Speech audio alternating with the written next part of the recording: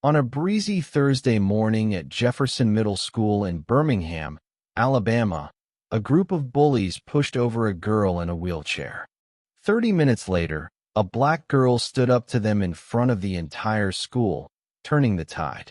The sun climbed steadily, painting long shadows across the cracked asphalt of the parking lot where school buses rumbled to a stop. Students spilled out in a chaotic swarm, their voices humming with chatter, phones in hand, backpacks hanging low, and eyes darting to find friends. It was the typical frenzy of the morning bell.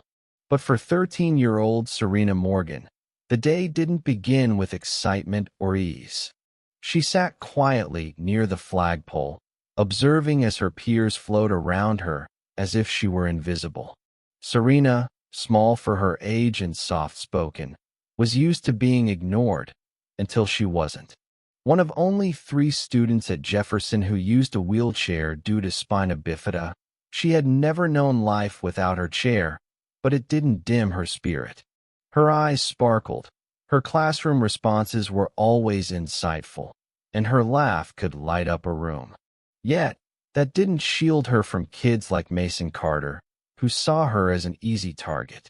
Mason, an 8th-grade linebacker, tall and arrogant, came from a family whose name adorned the school gym. He didn't tolerate those who didn't conform. He never said it outright. His actions spoke louder. The snide remarks, the mocking glances, the times he'd block her path in the hallway or imitate the creak of her wheels in class said it all. That morning, Serena was navigating toward the school's entrance when it happened. Just steps from the ramp, Mason and his cronies, Logan and Jake, blocked her way. They stood silently at first, arms crossed, sneering as if she were defective. Logan flicked the rim of her wheelchair. "Ever thought about adding rocket boosters to this thing?" he jeered, chuckling. Serena's hands tightened on her wheels. "Move," Mason said, stepping closer. "Let's make room."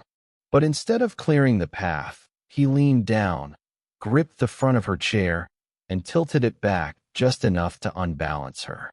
Serena's arms flailed as the chair toppled, and she hit the ground with a thud that froze the bustling entrance. For a moment, everything stopped. Then came the laughter. Some kids stifled giggles. Others averted their eyes, uneasy. No one stepped forward.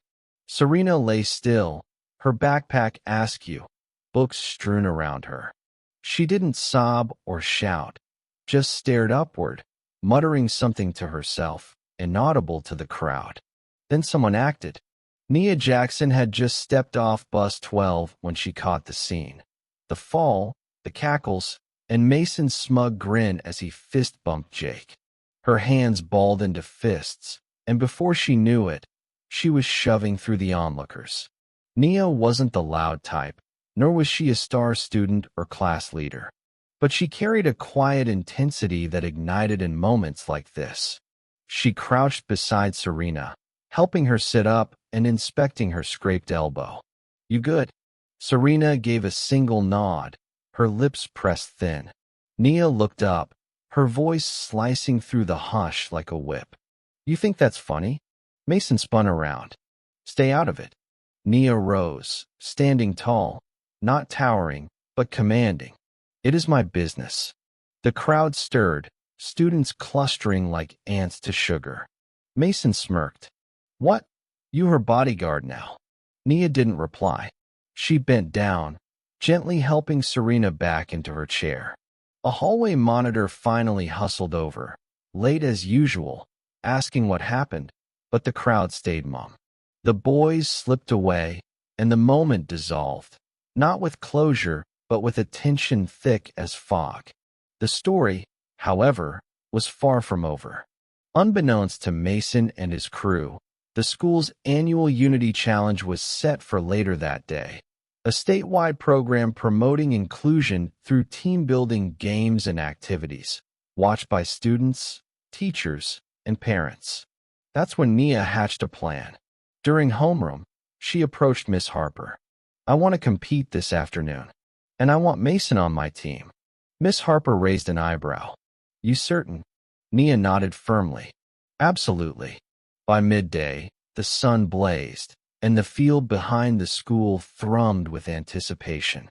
Teachers arranged cones, relay stations, and obstacle courses. The Unity Challenge launched with upbeat music and school pride. Teams were randomly assigned, but Nia, with Coach Delgado's help, had rigged hers. Mason, Logan, and Jake stood in matching red shirts, arms folded, looking bored, until they saw their team leader. Nia stepped forward, calm and composed, clutching a clipboard. She locked eyes with Mason. "Today's about teamwork," she said. "But let's spice it up. Final event, obstacle relay. Winner picks someone for the principal's leadership lunch next week. Losers scrub the cafeteria for a week." Mason's eyes narrowed. "You're on," he said. 30 minutes later, the obstacle relay kicked off. Teams had to navigate a course involving sprints, climbing, balance beams, and a unique twist. The final leg required one teammate to push another in a wheelchair, with the seated student holding a baton. Mason scoffed when he saw it. "For real?" Nia grinned. "You're pushing her." He blinked. "What?" She nodded toward the field's edge, where Serena sat in a navy blue t-shirt, her bruised elbow bandaged, her face serene yet unreadable. Serena rolled to the final station. Mason clenched his jaw. "She can't. She's the final runner," Nia interrupted. "Rules say one teammate rides, another pushes. Let's move." The crowd buzzed. Teachers craned their necks. Coach Delgado sounded the whistle, and the relay began. Mason, driven by a mix of pride and frustration, tore through his leg like his reputation hinged on it. He tagged Nia, who tagged Jake, and they reached the wheelchair station. Mason jogged up, breathless, eyes flicking nervously. Serena waited. He grabbed the handles, grumbling, and started pushing.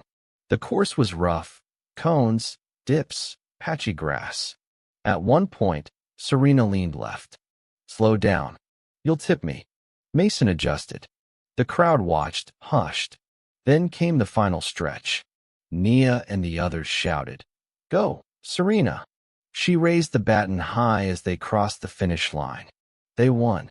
For a moment, silence cloaked the field. Then applause erupted, first from teachers, then students.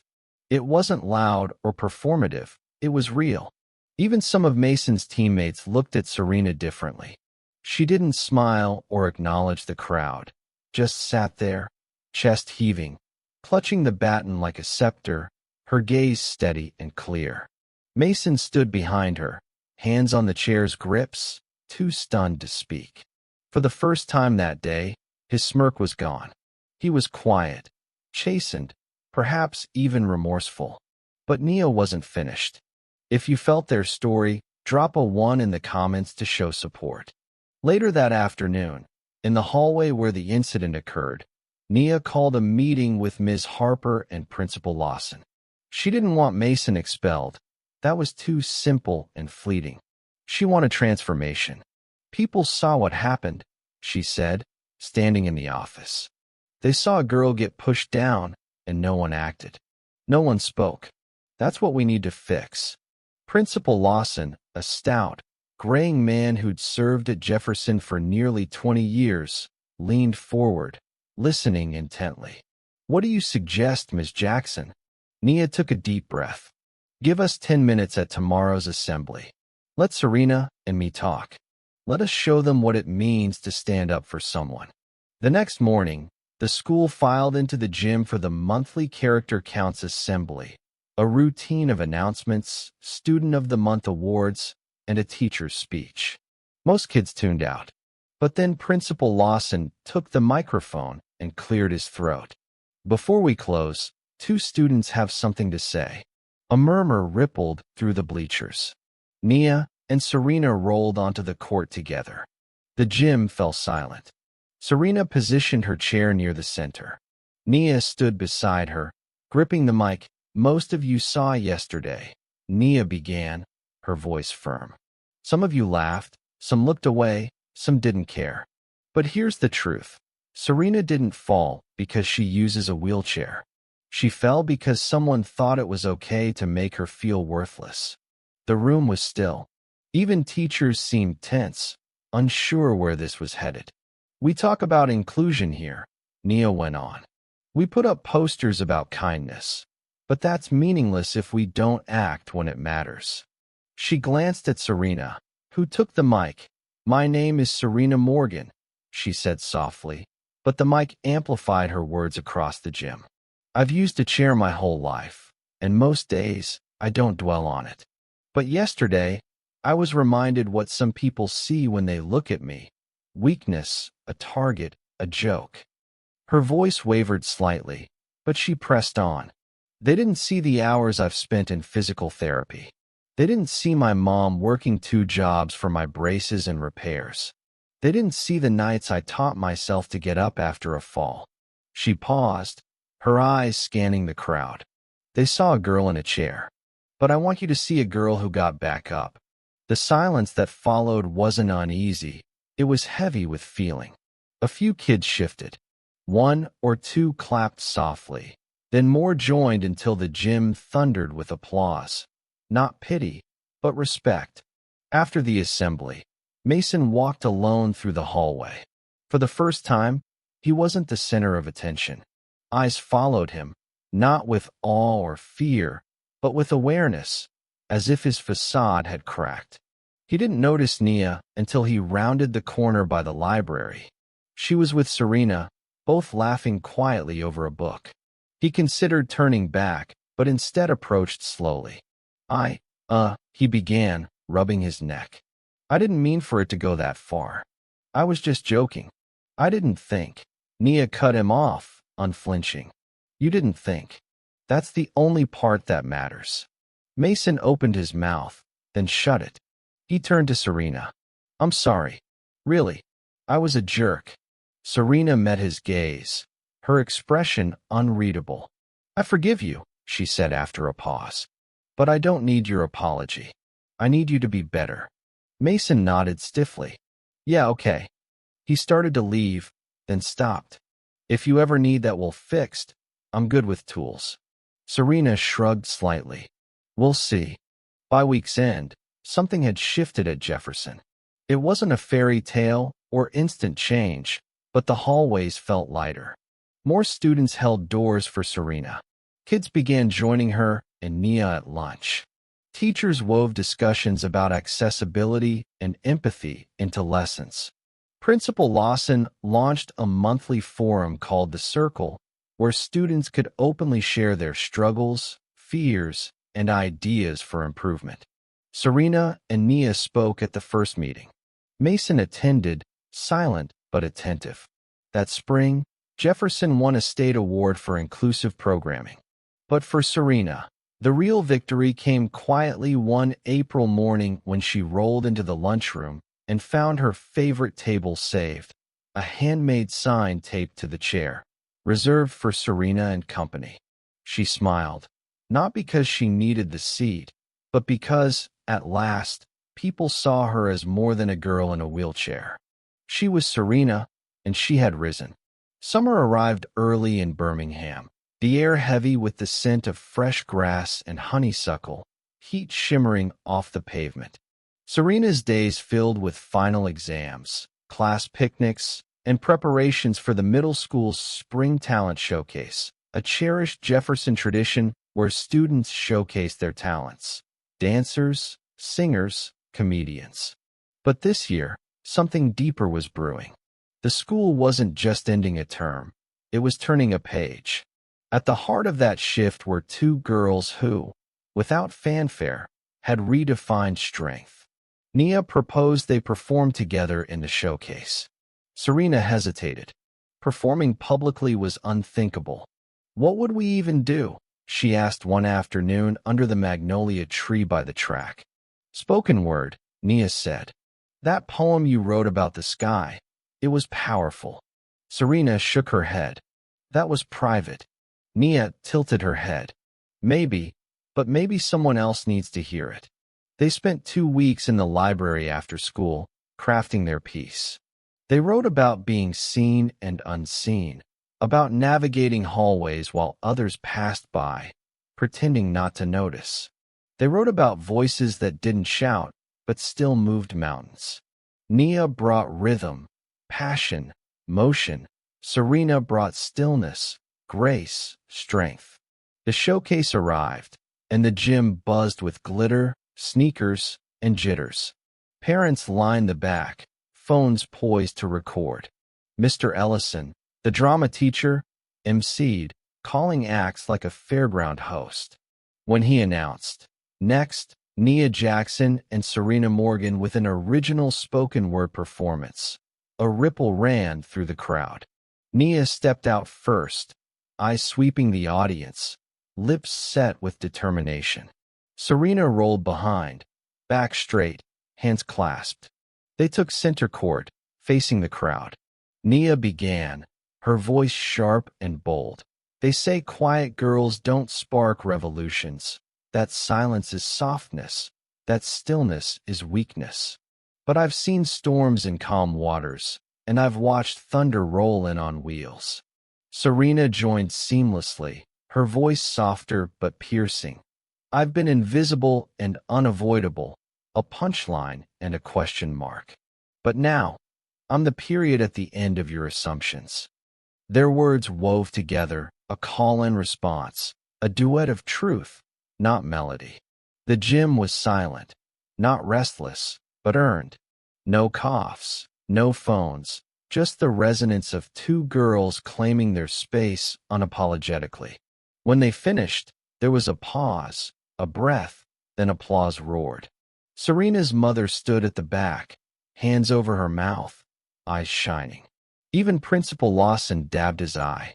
Mason, sitting with his younger brother in the bleachers, didn't clap immediately. He watched as Serena and Nia left the stage, laughing, whole. He turned to his brother, a sixth grader with the same stubborn jaw. "You see that?" The boy nodded. "That was cool." Mason gave a small nod. "Yeah, it was." The final week of school blurred by, locker cleanouts, final grades, yearbooks scrawled with notes. On the last day, Mason found Serena in the library. "Heard you're going to Washington High next year," he said, hands in his pockets. She looked up from her book. "Yeah, their special ed program's better." He nodded. "You'll do great." She didn't say thanks, just smiled. That was enough. Nia would stay at Jefferson for 8th grade. Though they'd be apart, their bond was unbreakable. They made a pact. Check in every Sunday. Keep writing. Keep pushing. Never let silence smother truth. Over the summer, Serena and her mother road tripped to Selma, crossing the Edmund Pettus Bridge where her grandfather had marched in '65. Her mother shared stories of quiet courage, showing Serena that strength didn't always shout. Back in Birmingham, Principal Lawson asked Nia to co-lead the first Student Diversity Council. He said the school needed vision, voice, and follow-through. Nia agreed, already planning equity initiatives and peer mentorships to ensure no one fell through the cracks like Serena nearly did. When fall arrived, both schools felt different. At Washington High, Serena joined a poetry club, sharing her spoken word at their first open mic. A junior with green hair hugged her, tears in her eyes. "I needed that," she whispered. At Jefferson, Nia led weekly meetings in room 204.